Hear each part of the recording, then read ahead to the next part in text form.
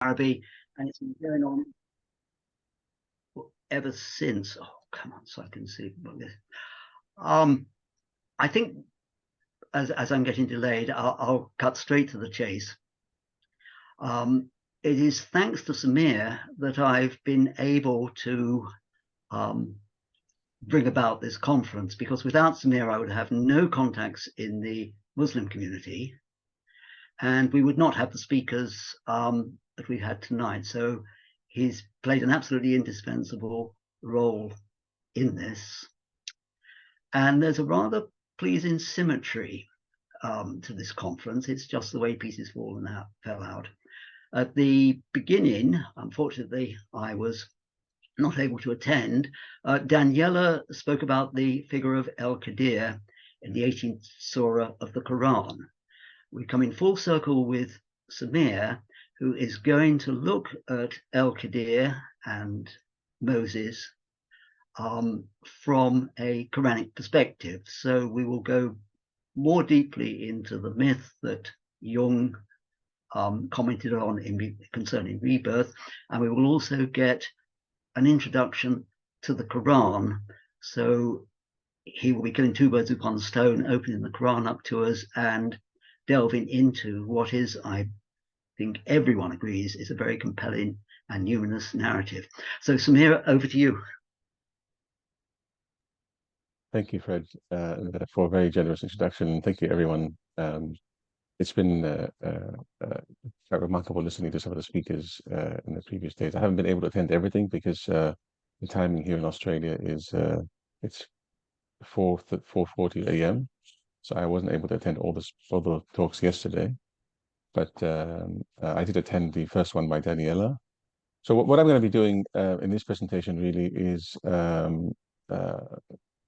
somewhat along the lines of what Fred mentioned, in the sense that I'm going to try to introduce the world of the Quran and its the manner in which it narrates events to people not familiar with the Quran, an audience not familiar with the Quran necessarily, and then illustrate that through briefly through some of the sub-themes or narratives of chapter 18, which is the chapter in the Quran that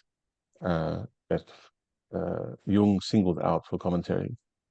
Now, it is a very distinct chapter, and it has received a large amount of commentary in the Islamic tradition, and it is unique somehow in its themes, but it does share general characteristics with the rest of the Quran and all the other chapters that I want to draw out to the audience, just to give you a bit of a flavor of what makes the Quran so unique and different in many ways, because some of the elements that you identified in chapter 18 are actually characteristic of the entire Quran, not just that chapter.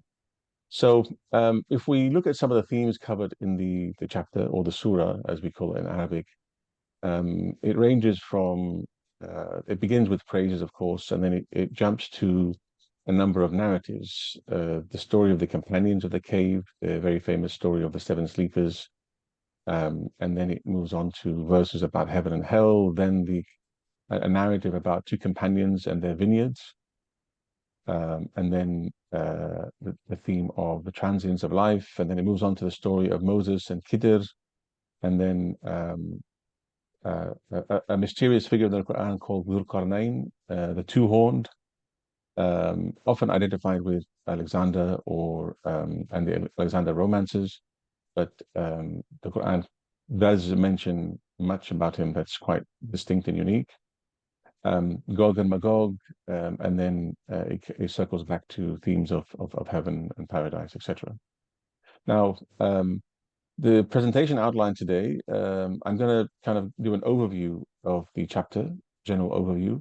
I won't be covering the parable of the vineyards and the two men, nor Dhul Qarnayn, the two-horned one. What I will do is actually give a brief overview of the nature of Quranic storytelling, and then illustrate that briefly by drawing on the story of the companions of the cave and Moses and Khidr. So, storytelling, what do we mean by storytelling here? In Arabic, the word for story is hikaya, yuhaki, and it literally means to mimic or mirror something. And so therefore a story is actually a narrative that mirrors a reality. So if I were to tell my story, what I'm doing really is essentially putting into words a narrative that is supposed to mirror the events of my life, as it were. It's a very basic understanding of what a story actually is, but the reason why I'm highlighting its significance and the significance of the word in Arabic is because the question then becomes is when we read a story, where we ask ourselves, what reality is it actually mirroring? And this is where I think the Quran makes a unique claim to what is actually being mirrored or symbolized in the stories themselves. And so I'll point that out throughout the presentation gradually. But I want to just just bring your attention to it because it is extremely important for understanding what is going on in the Quran. Because many people who read the Quran at face value don't see a story; they just see a jumble of verses that don't seem to be connected to one another, or at an obvious level, or at the level of appearances, as we say in Arabic. But at the level of the hidden, there are very subtle and very profound connections. And this is something that I think Jung brought attention to in his own commentary. So when we're reading stories of the Quran, the model of the Quranic storytelling is that some of the questions we can ask about these kind of stories is how they're structured, what language is being used, how are the verses connected to one another, why are stories repeated? This is an element you find quite often in the Quran. The same story can be repeated 9, 10 times throughout the Quran, but each time from a unique inflection and from a different angle. And what part of us, what part of our being is the story addressing? This is something I want to allude to also a little bit later. What are the lessons to be learned? So very briefly, what are the unique characteristics of Quranic stories or Quranic storytelling? I'm going to highlight 3. There's many. If you read the commentaries on the Quran, they draw out a long list of unique characteristics. But the 3 I want to focus on here are the idea that stories of the Quran are brought down. And why is this important is because I think the Muslims and the Quran is unique in the world in terms of making the following claim, that the text is verbatim the word of God, directly revealed, and in the very same language and letters and articulations and vocalizations of the revelation over 1,400 years ago. I know many texts make the claim that they're revelations, but Muslim commentators would say most sacred texts are revelations with a small r. The Quran is the only revelation with a capital R, meaning it's literally verbatim, the same letters, the same words, brought down from on high. Now that renders the approach to the Quran radically different from an approach to a human text. The other point I want to highlight is the nature of the structure of the verses and the idea that the Quran addresses the entirety of the human being. So you'll notice Quranic verses in Arabic and a translation beneath. I'm not very happy with the translations beneath. It's a very basic, straightforward translation, but and that such is the reality of the Quran. Actually, most commentators agree that the Quran in English is not the Quran itself, and anyone who's read the Quran in Arabic will agree that it has absolutely nothing to do with the Arabic text itself. When I read the Quran in Arabic and I read it in English, I don't recognize the Quran when I read it in English at all. Not even the meanings. So when translated, it does enter a realm of what Quranic commentators call a great transgression against the language itself. But in any case, the Quran sees itself as a revealed text brought down from on high, but it differs from human text. And so that's why a lot of 20th century controversy surrounding the use of literary tools to analyze the Quran has brought up so much controversy. Because when we look at the sequence of events in the human story, or from the human perspective, we usually look at them as an unfolding of events along a causal relation, along a horizontal vector. But if we were to ask a very simple question, even this way of narrating events, does it really reflect the reality? What exactly is unfolding in this particular kind of narrative? In what time are we talking about? In what space? Where do these events unfold? In what realm? In the Islamic understanding of reality and wujud, existence, reality consists of multiple levels of being, and each one has its corresponding time.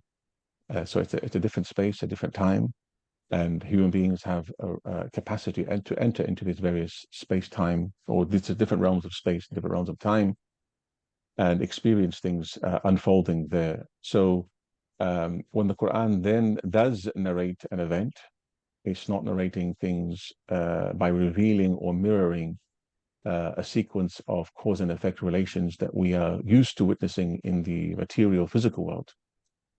The Quran, as it says itself, it mirrors and shadows the real connection between things. And I put this image up here, the neural connections of the brain, just to show the complexity of connections possible, even in the physical realm, let alone in the non-physical realm. So when God tells a story, therefore, he unfolds the threads that overlap like the warp and weft that weave the tapestry of existence.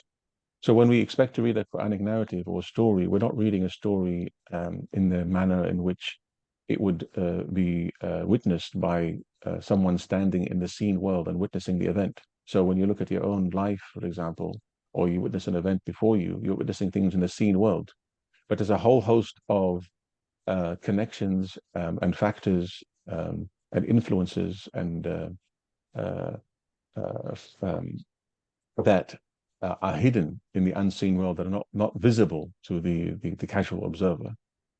So when the Quran is narrating an event, what it's doing is temporarily revealing complex factors and connections behind what seem to be merely material physical events. What that means is that the Quranic story mirrors is reality itself, not a human reconstruction of it.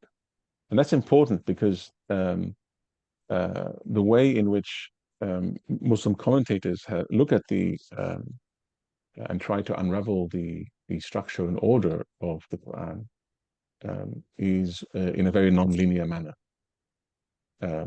So I'm going to compare here, for example, what commentators say about the biblical story of Moses and the Quranic story of Moses, just as an example, a very quick example to illustrate this.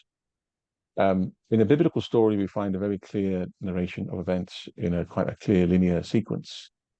The Quranic story of Moses jumps from episode to episode. It's iterative and repetitive. It moves through loops and spirals, interruptions, and doubles back. The biblical story is full of historical details. What stands out in the Quranic narrative, usually to any observer or reader of the Quran, is it no historical details whatsoever. It's almost frustratingly lacking in historical details, names, places, and so it seems to be a archetypal, as one writer described it, an archetypal condensation and distillation of the story into its essence. And when reading the biblical story of Moses, for example, one feels like one is following the people of Israel out of Egypt, and the story seems to leave behind events in Egypt. So as soon as the people of Israel leave Egypt, the story just follows them as they leave Egypt. And we have no clue what's actually happening in Egypt at that same time, for example. The Quranic narrative doesn't follow a single group or people. It seems to jump from the perspective of the people of Israel to Moses, back to Pharaoh. Then it discusses what's happening in Pharaoh's heart. It leads back to the people of Israel. Then it discusses what Moses is thinking about.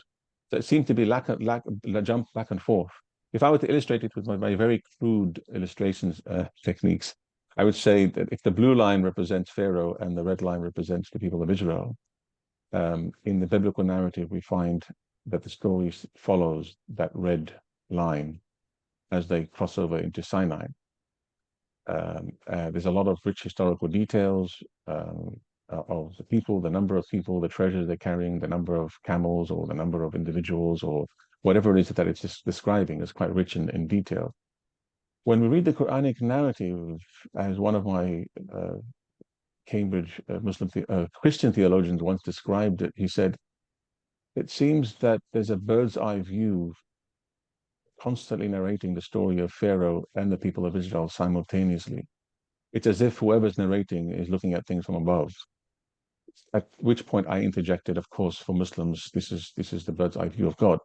So what you find in this kind of movement of events is that the Quran follows the people of Israel. Then the next verse, it tells you at that same moment, what is Pharaoh thinking and what's in his heart? And then it goes back to the people of Israel and Moses. Then it goes back to Pharaoh, describing what's happening with the army and how they're catching up with the people of Israel, etc., etc. So you find a very intriguing connection.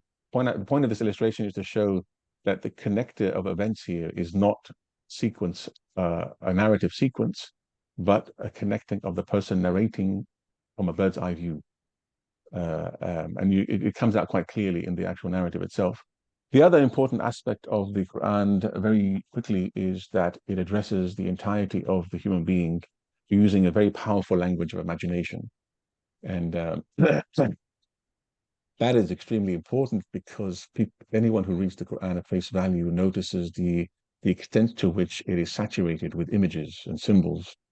In fact, so sensually descriptive of the spiritual world and so spiritually descriptive of the sensual world that it comes across as a text that is often not described as puritanically spiritual by Christian standards, of course, because of its sensuality. But it uses the language of the sensible world and the physical world in a very profoundly imaginative and symbolic way. So an important aspect of the Quranic narrative storytelling is that it addresses the entirety of the human being. It has very profound and deep dialectic, addressing the cognitive mind. It is very sensual, addressing the kind of often visceral psychosomatic responses of the human being. And it has very profound, deep, spiritual, esoteric references, all simultaneously, often in the same verse itself. Which makes it a text that really strikes one in a very mysterious way. So I'm going to draw on now the story of the companions of the cave, just to illustrate some of these points and some unique aspects of the story. The companions of the cave, of course, most of you are familiar with the story of those mysterious companions who disappeared into a cave and somehow slept for centuries and woke up centuries later, not realizing how long they had slept. And it's of course, it's often described as a story or narrative of rebirth, which is why Jung titles, I think, one of the reasons why he draws on this story in his essay on concerning rebirth is because it's a resurrection story. It's a story of rebirth. But the way in which and I'm not going to narrate the Quranic story of this, but what I want to illustrate is the points I was making earlier, is that it's a commentary on reality itself. When we read the story, we often don't, we're not reading it from the perspective of a historical material narration. And when we ask ourselves, what is real? Is the historical unfolding of events at a purely material level reality?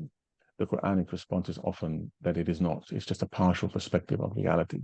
And what the Quran then does throughout its stories, especially the story of the concerning rebirth or the story of the sleepers of the cave, is that it reveals events as seen through the eye of insight, or the inner eye of the heart, or the eye of the unseen. And so, if we were to ask, is this truth an accurate representation of the physical historical events in their linear unfolding, or is the truth narrated by God more accurate than in the fact that it mirrors the real unfolding of events? To give you a simple example, if I were to ask anyone in this room to write their biography, we'd all go back and maybe a week later come back with a narrative about the events that defined our lives. But if we take very seriously the fact that the unfolding of our lives is an intertwining of factors in the seen and the unseen world, in the metaphysical and the physical world, then are we capable truly of writing our own biographies, our own narratives? And the answer is a resounding no. Unless we're familiar and unless we're granted insight into the unseen factors, all of which intertwine and converge at the moment of our birth to bring us into this world, and converge at every instant of our lives to define and help define and unfurl the reality of our lives, we cannot really give an accurate story or of our own lives, our own story. Which is not to deny free will. This was not what I'm trying to suggest here. But what I am suggesting here is that the factors that come in that are very influential, very important in the unfolding of events, including our own lives, are intertwined with metaphysical factors and influences that are often beyond our uh, everyday faculties of perception. And so, so when the Quran tells us a story about an event, what it's doing is actually lifting the veil or the curtain and showing us not the play itself, but the whole production, as it were. And so the Quran makes this demand that we listen to what unfolds before us, and not impose our own categories on these events. But there's an element of stripping away of the ego in the process of attempting to understand the unfolding of things as they really, how they really unfold. And in that sense, the Quranic language itself is quite purifying, in the sense that it makes a demand on the ego. And so, for those who describe the reading of the Quran in Arabic, it's a constant process of in the act of reading is a constant process of purification, a lifting of the veils, and a peering beyond into the unseen.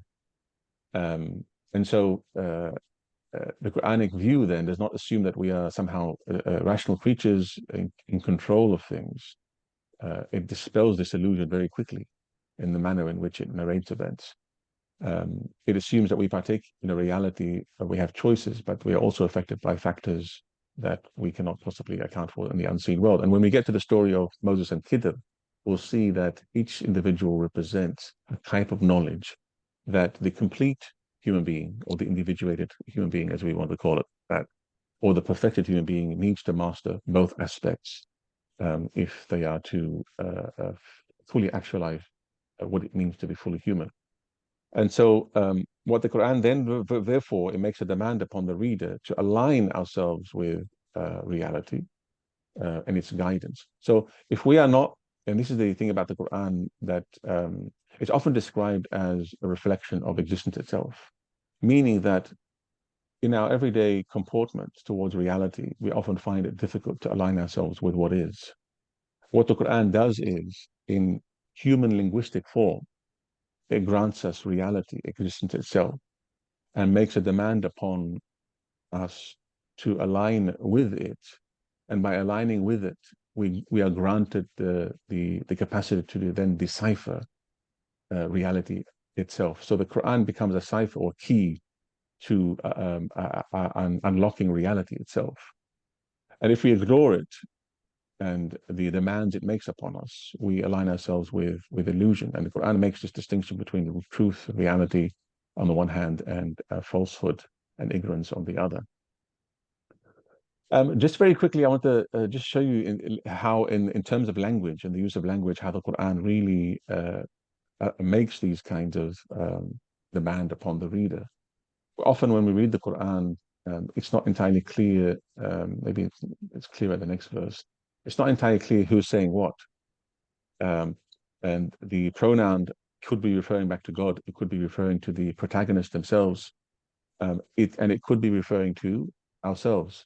Its constant shift between present, past, and future tense suggests that this kind of ambiguity, this deliberate ambiguity, carries several layers of meaning. For example, it says here in this verse, "And we made them firm in their hearts when the companions stood up and defied the king in their land and said, 'We believe in our Lord. Right? We do not call upon other gods.'" But in the language itself, it brings the reader into the presence of an event as if they're standing in the court themselves, saying it themselves, not witnessing it being said. And so this capacity of the Quran and its language to make the reader the agent in the story and participate in the story itself is one of its very remarkable transformative capacities. Often people have fallen into a swoon or unconscious reading and reciting verses like this because from a transition from a past tense where God is saying we made their hearts stand firm, to a transition of in the present they are saying our Lord is the Lord of the heavens and the earth. The reader often is transported into the very court of the king, making this statement themselves. And there are thousands of these kind of instances in the Quran where this constant shift between pronouns, where it's not entirely clear whether it's God speaking or the protagonist or the reader himself engage in saying what is being said. And the sudden shifts between past, present, and future also is quite remarkable and produces this similar effect. In this slide, I just wanted to really illustrate how in a single slide it dissects I would say, I don't want to say psychological, but the inner illusion of association or idolatry in a single verse on the tongue of the speakers or the seven sleepers themselves as they interact with that dialogical exchange with the king. Now, again, as I said earlier, it's not entirely clear who's saying what, although in the translation it makes it clear who's saying what. You notice the parentheses that are often used to clarify the meaning. A translator has to clarify meaning by making a choice. But this is one of the reasons why I said in translation the Quran just loses all its significance, because in the Arabic, this ambiguity is part of the effect it's supposed to make. So I need to go through I'm realizing I'm getting quite close to the end here. This choice of words in Arabic are very, very powerful and illustrative. In one single word, it turns the idea of idolatry on its head by suggesting that it is the idolater who is in possession of the idol through a projection. So we tend to project images or the God image, let's say, and in our projection of the image and our illusion of being in possession of such image, we end up being possessed by the idolatrous image itself and coming under its sway. And the Quran does this kind of really deep, let's say, psychic evaluation of falsity with the use of very, very subtle and highly condensed terms and words, which, when unpacked linguistically, reveal a very rich layers of meaning. And this is what the many This is why we have over several hundred commentaries on the Quran. It's because the meanings that are kind of potentially drawn out are endless. Again, just to give you an example here, and when the Quran says the translator says the youth said to one another, and when you have withdrawn from them and that which they worship other than God, go retreat to the cave. Again, linguistically in the Quran, it's not clear who said what. Either they said to one another, let's go and seek refuge in the cave, or it is God that said to them, go seek refuge in the cave. What this reveals to many commentators is something really interesting, which is that ultimately, while agency is given and granted to the people of the cave, the Quran constantly reminds the reader that ultimately it is divine agency that underpins all agency in existence. And so it's not clear whether they thought up the idea of going to the cave, or whether they were inspired to do it, or whether it is God saying directly to them, go to the cave. This ambiguity of agency also reveals an important strategy the Quran adopts throughout its storytelling, which is looked at from the perspective of reality itself. Who is doing what, really? Who is the agent of events? To what extent do we participate in our own actions, in our own decisions? This ambiguity of meaning is revealing the holding together of, and now commentators would say all perspectives, the answer is everyone. Everyone has an agency here. But holding these 3-4 perspectives simultaneously together is what the Quran demands of the reader. And the holding together of these statements together, almost like in a koan kind of state, reveals the real complexity of reality and the capacity of the reader who now purified and who aspires to this kind of realization of a higher form of knowledge is able to hold all these perspectives together simultaneously. Who's doing what, when, and how is what is being suggested here. Okay, so moving on. I have to move on to there's a scene then moves on to death and the resurrection of the dwellers in the cave, and then it moves on to an interesting discussion about to what extent, how long were they in the cave asleep, and what the Quran reveals to us is time itself. Just very quickly, I want to illustrate this with a diagram. That the Quran makes very clear that there are different dimensions of time and different dimensions of space, whether we're talking about the physical realm or the spiritual realm or the divine realm. The divine realm, of course, being beyond time and space. But an instance of divine time is the equivalent of 50,000 or 1,000 or 100,000 or a million of our days in the human realm. And even within the human realm, one day in the spiritual world, maybe 10 days in the physical realm, and vice versa. So what the Quranic narrative does on this meditation of time and this kind of the discussion that ensues between the seven sleepers of the cave when they ask themselves, how long did we sleep here? How much time actually passes when one is asleep? How much time passes when one enters into beyond the threshold of the physical world? And are we still governed by the same rules and by the same logic? This is what the Quran quite complicates and makes quite obvious. Very quickly, moving on to the Moses and Khidr story to illustrate also the unique way in which the Quran tells stories and unfolds events.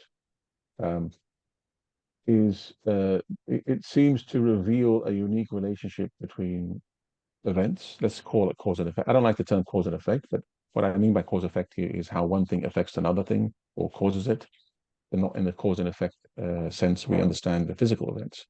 But what the story of Moses and Khidr reveals, and Daniela quite pointed this out quite beautifully in the first lecture, is that the normal logic of events or cause and effect or relationship between things is suspended, and another logic is unfolded in the story. There seems to be a distinction in the Quran constantly tells us between what we see, what happens before our eyes, and what's actually happening. So seeing things with the outward eye as opposed to seeing things with the inward eye, seeing things in the physical world as opposed to seeing things with the eye of the imaginal realm or the eye of the heart. Events are more than what are revealed through historical materialism.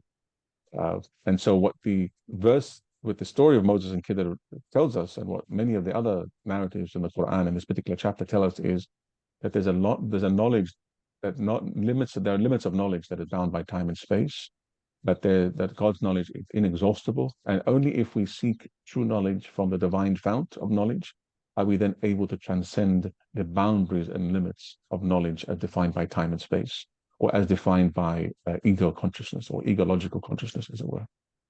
And the story starts by this kind of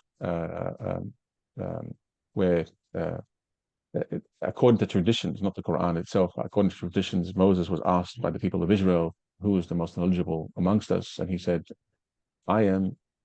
And God admonishes him and tells him, look, go to the meeting place of the two seas and you'll meet one of my servants who is more learned than you. And so humbly Moses goes to encounter this remarkable servant who dwells at the meeting place between the two seas in order that he may learn from, and he takes his companion with him. The Quran doesn't say who the companion is, but the commentators based on biblical narratives say it must be Joshua, son of Nun, but the Quran doesn't say who it is, and because who that particular individual is seems to be irrelevant to the Quranic narrative itself. But what unfolds are a series of mysterious events, and we are told by the Quran that the servant or the Khidr has knowledge that God has granted to him that is not granted to Moses, and so when the two meet, Moses asks to learn. Khidr says, "Isn't your knowledge of the Torah sufficient?" And then Khidr says to him, the knowledge I have is from God. You will not be able to be patient with me. And sure enough, events unfold which Moses finds very baffling. The meeting place of the two seas is often interpreted and understood as the meeting place between the seen and the unseen world. So where they meet is on the threshold of two worlds, two forms of knowledge, two modes of being, two ways of existing in the world, in reality. The laws of Moses belong to the seen world. These are the laws of the Torah. The laws of Khidr, granted to him by God from the unseen world, and they follow an entirely different logic. And so what we have here is also a revealing of two different kind of wills, divine wills and human wills. And why this is important is because reality is patterned in layers, and human will is subsumed or nested within a wider pattern of divine will that unfolds in creation. And so when we talk about human will and volition and choice, again, this picture becomes very complicated when we take it into account that the human will and human choice and human events are nested within a divine reality that's far greater. And so the story reveals to us that there are different trajectories. The three mysterious acts that unfold before the eyes of Moses, so three things that are performed by Khidr, the verdant one, a ruining of a boat, a killing of an innocent child for no obvious reason, and the repairing of a wall for no pay. So Moses and Khidr enter into a village, they're hungry, they're starving, and they knock on doors, but the villagers don't want to feed them. So, but then Khidr notices a wall about to fall, so he fixes the wall, he builds it up again. Moses says to him, why didn't you ask for some pay for the wall that you just restored? That way we could purchase food. So a lot of these events seem mysterious to Moses because of Moses is deploying the perspective from the seen world to try to understand events that are unfolding in both the seen and the unseen world. So what the story in the Quran does, what the story of the chapter 18 is doing really, is urging the reader to realign themselves with the divine will and divine knowledge. If you really want to understand reality, come understand and see with the two eyes that the divine is inviting to. Again, in the Quran, I just want to point out to show you this sudden shifts between first person, second, third, and fourth person, or plural, and then the divine person. And with reading through the narrative, one constantly shifts between what seems to be an event conducted or unfolding by an agent, protagonist, to an event that seems to be actually done by a plural we, and then events that seem to be clearly of divine agency. And this constant shift in the same story, you'd expect that the acts of Khidr or the acts of the protagonist in the story to be always events that they are unfolding themselves, that they are the authors of these events. So the constant shift between these different pronouns reveals, like linguistically, the Quran, what the Quran is trying to do here is reveal the ambiguity of who's doing what.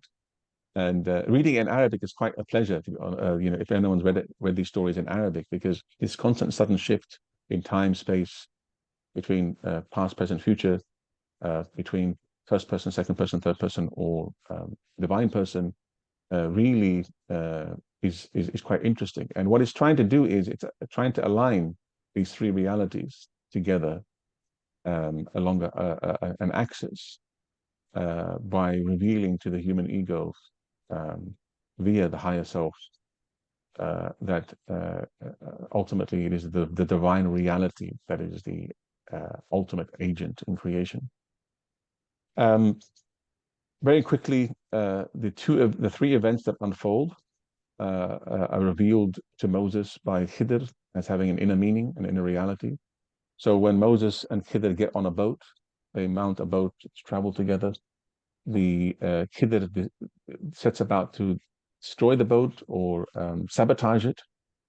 This is baffling to Moses. He says to him, "What are you doing? You're ruining the boat." These people were kind enough to have us join them on their boat.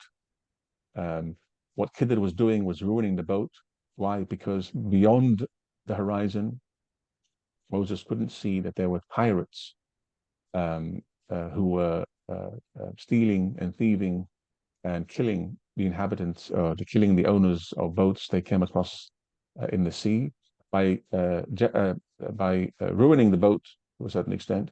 What Khidr was doing was making it unappealing to the pirates, and the pirates let it go by without attacking the boat itself. So the inner reality of the event was that Khidr was performing an act for a different reason than what was apparent to Moses. Khidr goes about killing a child. This seems very bizarre to us today. The killing of a child is never justified according to the law, but Khidr goes about doing so.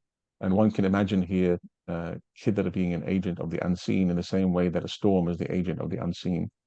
And why sometimes when we look at events happening in the world and we don't understand why such, and we tend to label them as evil, but in Islamic perspective, a lot of events that we label today as evil are not actually labeled as evil, but which is not to deny the existence of evil. But we're often prone to always judge an event by what appears to us at a certain kind of level of knowledge. But knowledge of the unseen reveals that there were deep reasons why events unfold the way they do. The repairing of the wall for no pay, for example.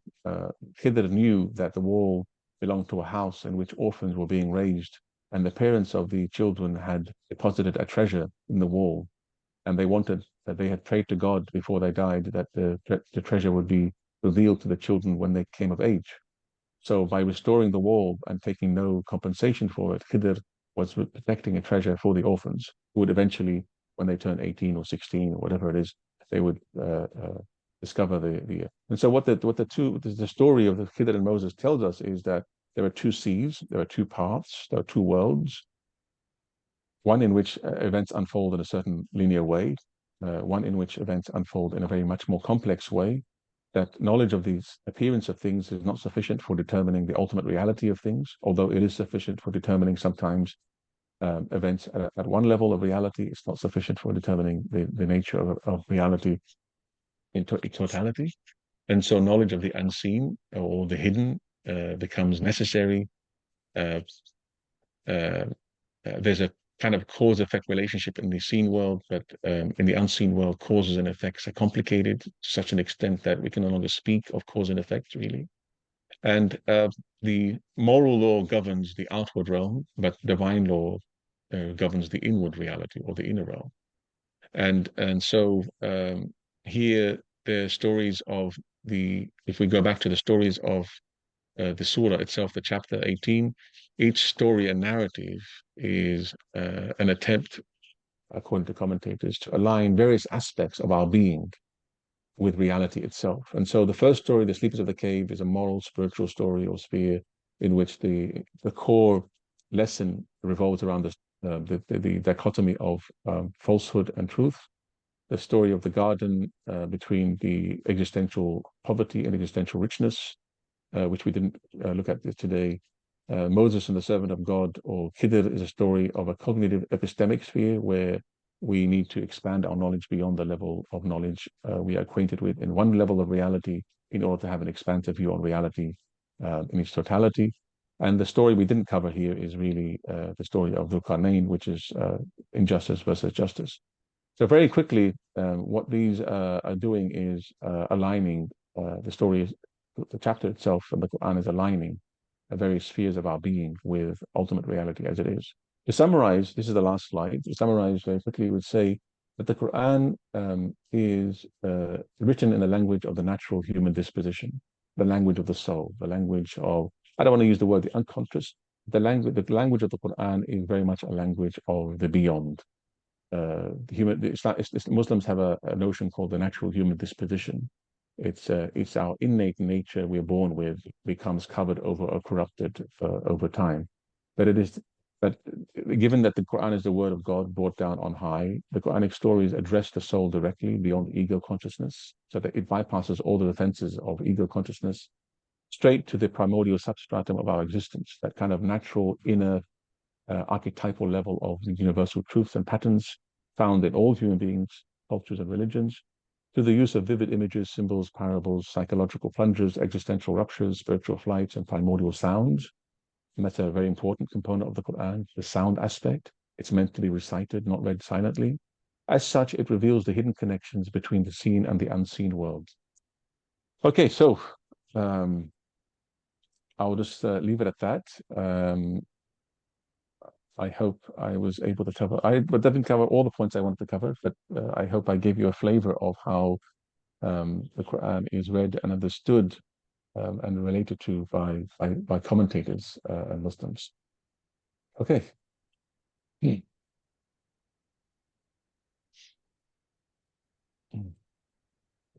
you. I think we have a few minutes if there's any questions directly related to the presentation, and then maybe after Tom's presentation, we can get back to maybe a broader discussion. I really wanted to convey that kind of aspect of the Quran because I think it's one of the things that's least understood about this text itself and how Muslims relate to it. So yeah, the floor is open, I suppose. Daniela?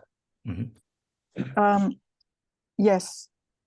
Thank you so much, Samir. This is too bad it was so quick, but it has been wonderful. And I just would like to say one thing. I was really struck by one of your images and how it just mirrors the first mandala that Jung painted, the Systema Mundi Totius, where the human being is in the center, and then Abraxas and Phanes are at the two extremes. And so I think, would have to spend at least a week to unpack all of this. And there is so much more to say, but yes, I completely agree with what you say. The way in which you presented this really shows how Jung was somehow attuned to the recovery of this kind of language. And you showed it very beautifully. So I'll leave it at that for now. Thank you again. Thank you. Thank you. Thank you very much for that. Yeah, the sound effect of the Quran is also part of its primordiality. It's a haunting, almost, I would say haunting, maybe it's not the right word, but the sound one, I think, is one aspect that I didn't convey properly here, but you're absolutely right. In 2 previous chapters I published before, I did talk a lot more about the connection between Jung and in Islam, and my own reflections on Jung and my journey with Jung. So thank you for that. And it's worth publishing a 3rd and 4th and 5th chapter on this, starting with your prompt on that particular image. Here, I just want to focus really on that kind of unique Quranic flavor. But thank you for that, Daniela. Amy? Hi, thank you so much. I also so loved you talking about the different levels, and I could really get how this relates to Jungian psychology.